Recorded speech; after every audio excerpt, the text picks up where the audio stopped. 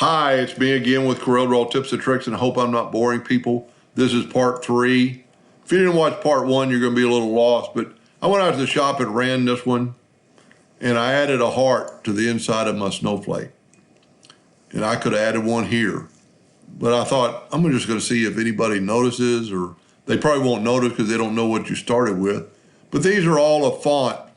I've broken the fonts apart.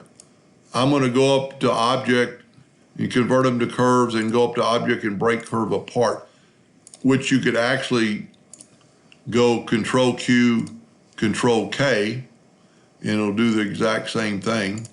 So on this one, we'll go Control Q. Sometimes it takes you longer to find it, and then Control K. You didn't really have to do it to the last one, but what that did, it enabled me to take this thing apart and get rid of that interior part. And then go to your common shapes, and in earlier versions of Corel, it's going to be called your basic shapes, and just put it in the center.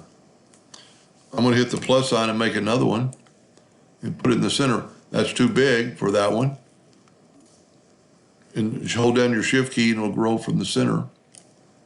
And then hit the plus sign again and put it here.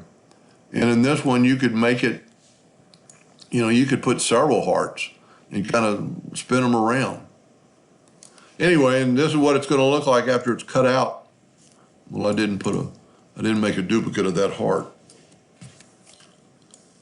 Then we'll make it quite a bit bigger by holding down the shift key, then put it in the center roughly. This is what it's going to look like after you get the Smart Fill tool, fill it in, fill it in, fill it in. Just gives a little extra thought or a little extra love to your snowflake.